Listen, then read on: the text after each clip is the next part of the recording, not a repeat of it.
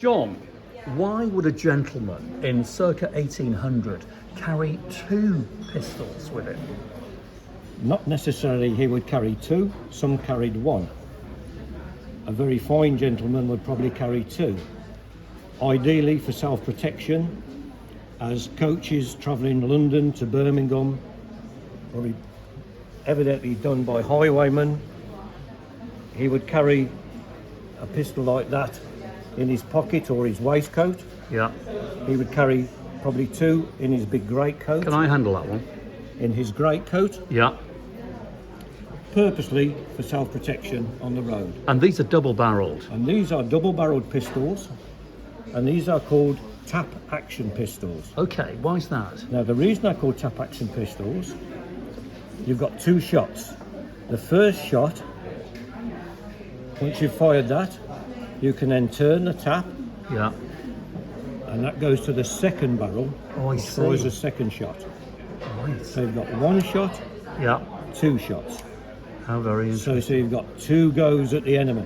Okay.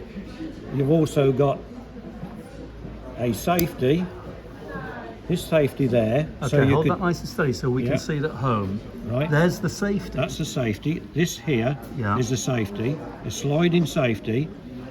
How which- does that work? Just explain that, because I Right. can't see how that works. Right, Hang on, mind your fingers there, John. I need to be able to...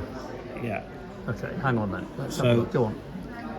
You load the pistol. You load the pistol. Yeah. You put the powder in the pan.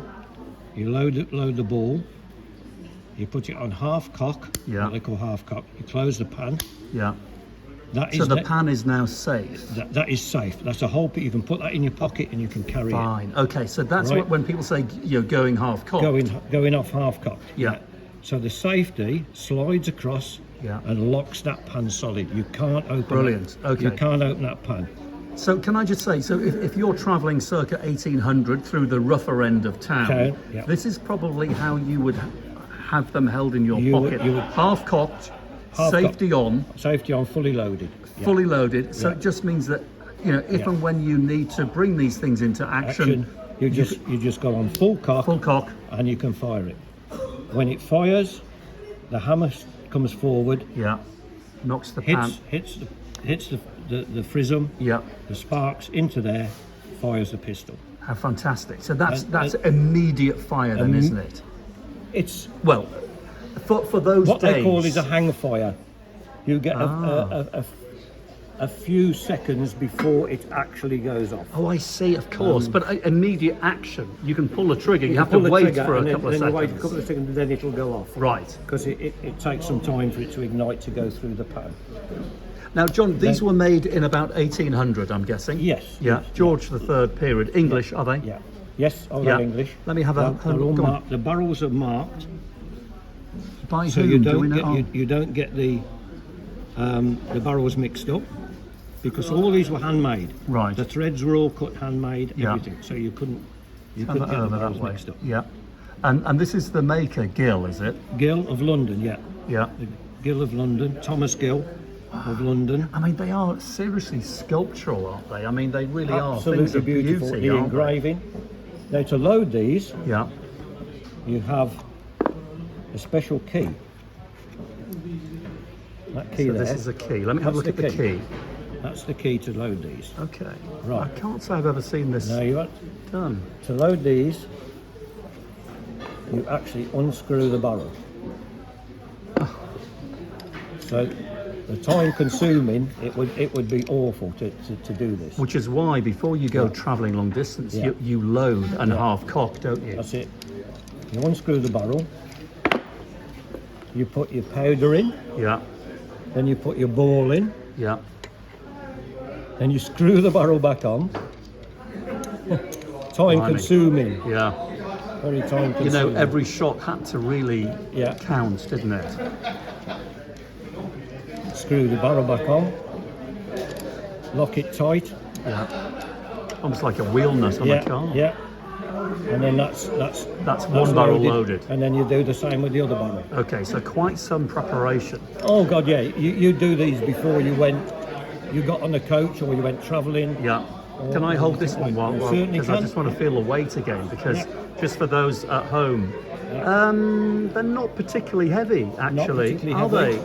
No. You would be okay carrying these in your pockets. Oh yes, yeah. You would yeah. be fine. Um, Now, looking at this box, if you were to see these things in an auction or an antique shop like this, you would assume they were dueling pistols. No. How do we tell the difference between dueling pistols and self-defense pistols? A dueling pistol could be any pistol, really.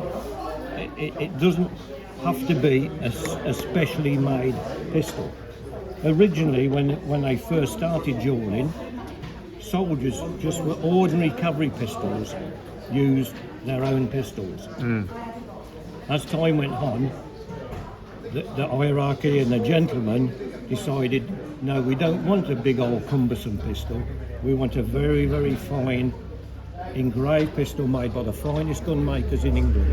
And this would be specifically for dueling. And they would be made specifically for dueling. How interesting. And they would be nicely balanced, I'm going the right way. Yeah. nicely engraved.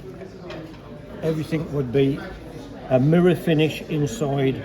Inside the locks would be a mirror finish, so there's no friction whatsoever. For self-defense, you need a double barrel, really, don't you? Yes. And a dueling pistol will always be a single barrel. Yeah, single barrel. Right. Single barrel pistol. Right. And as I say, they originated from just an officer would have a big, heavy flintlock pistol. Yeah.